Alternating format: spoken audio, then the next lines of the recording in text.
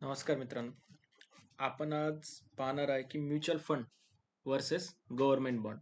आता हे mutual fund काय असतात किंवा गव्हर्नमेंट बॉन्ड काय असतात, हे आपण आज एकाच ठिकाणी समजून 5 मिनिटांमध्ये मी तुम्हाला क्लिअर करणार आहे की तुमच्यासाठी बेस्ट ऑप्शन कोणता आहे. ठीक आहे.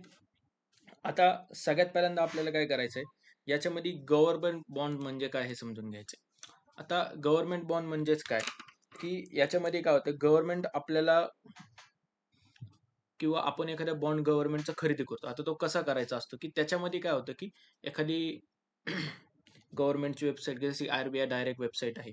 याच्यावर जाऊन आपण गव्हर्नमेंटचे बॉन्ड्स हे खरेदी करू शकतो. आता हे बॉन्ड्स खरेदी केल्यानंतर याचा यूज कसा होतो, तर आपण काय करतो, की गव्हर्नमेंटला एक प्रकारचं लोन देतो, की आम्ही ₹1,00,000 किंवा ₹10,000 बॉन्ड्स खरेदी करतोय आणि जो काय आर-बी-आयचा रेट ऑफ इंटरेस्ट रेट असेल, जसं की आता 7% असेल, 8% असेल, त्याच्यावर आपल्याला त्या 1,00,000 वर वर्षाला आपल्याला ते 7% हे आपल्याला रिटर्नमध्ये भेटतात किंवा इंटरेस्ट भेटतो. म्हणजेच काय की ₹7,000 हे आपल्याला इंटरेस्ट भेटतं. याच्यामध्ये काय आहे की ग्रोथ स्लो आहे, पण स्टेबल आहे आणि सेफ आहे. त्याच्यानंतर काय होतं की याच्यामध्ये जर मार्केट क्रॅश झालं, जसं की आपण आता पाहतोय की रशिया-युक्रेन सॉरी इराण आणि यूएस वॉर वगैरे चालू आहे इस्रायल या तिन्ही देशांच्या मध्ये. त्यानंतर अशा काही डोनाल्ड ट्रम्पच्या काही स्टेटमेंट्समुळेही मार्केटला इफेक्ट पडतोय. मग जर अशा कंडिशन काही आल्या, तर या बॉन्ड्सला इफेक्ट करत नाहीत. हे या बॉन्ड्सची खासियत असते. त्याच्यानंतर मोस्टली हे जे सीनियर सिटिझन्स आहेत, की ज्यांना रिटायरमेंटसाठी ऑप्शन काय पाहिजे असेल, तर बॉन्ड्स हे खूप बेस्ट ऑप्शन. आलं लक्षात?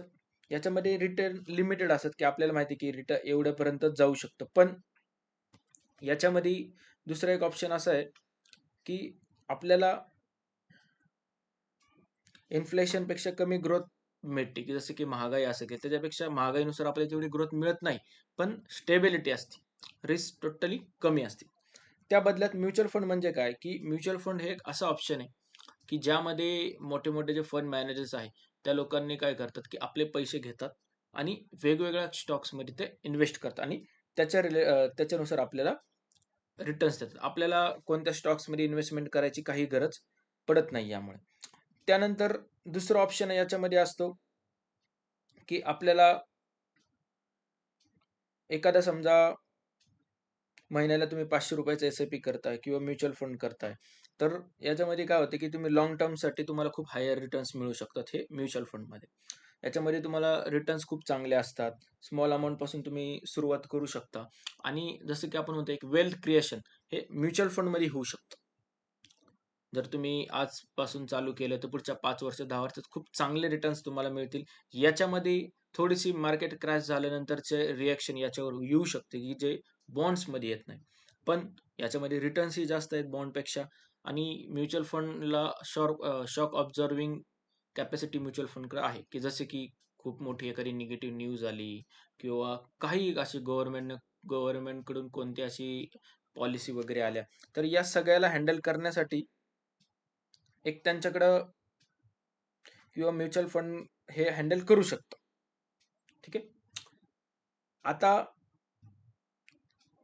आपल्यासाठी सेफ जर आपल्याला इन्व्हेस्टमेंट करायची असेल, तर आपण गव्हर्नमेंट बॉन्ड्समध्ये करू शकतो आणि जर तुम्हाला थोडीशी ग्रोथ पाहिजे असेल आणि थोडीशी रिस्क तुम्ही घेऊ शकता, की म्युच्युअल फंड ही रिस्क नसते.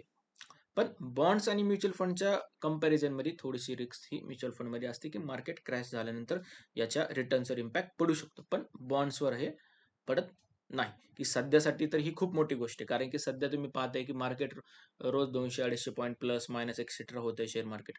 मग याचा इम्पॅक्ट हा बॉन्ड्सवर नाही पडत. म्युच्युअल फंडवर हा शॉर्ट पिरियडसाठी पडू शकतो. बॉन्ड्स तुम्हाला रिटायरमेंटसाठी चांगले आहेत आणि म्युच्युअल फंड जर तुमचे यंग एज असेल किंवा तुम्ही 25, 30, 35, 40 या रेंजमध्ये असाल, तर तुमच्यासाठी म्युच्युअल फंड खूप चांगले आफ्टर रिटायरमेंटसाठी बॉन्ड्स हे खूप चांगले आहेत. मग आता माझ्या मते दोन्ही इन्व्हेस्टमेंट जे आहेत ते इम्पोर्टंट आहे. स्मार्ट इन्व्हेस्टरमध्ये काय करतात, की पोर्टफोलिओमध्ये म्युच्युअल फंडही आज ठेवतात आणि बॉन्ड्सही ठेवतात. आता हे तुमच्यावर आहे, की तुम्हाला बॉन्ड्समध्ये करायचंय किंवा म्युच्युअल फंडमध्ये करायचंय. जर तुम्हाला कोणत्या बॉन्ड्समध्ये केलं आणि कोणत्या म्युच्युअल फंडमध्ये केलं पाहिजे ही माहिती पाहिजे असेल, तर तुम्ही कमेंट्समध्ये म्युच्युअल फंड किंवा बॉन्ड्स असं टाइप करा. कमेंट करा. आपल्या व्हिडिओला लाईक करा आणि शेअर करा. मी नक्कीच तुमच्या कमेंटला रिप्लाय देईल. आपला व्हिडिओ आवडला असेल तर कमेंट्स करा. ओके. Thank you.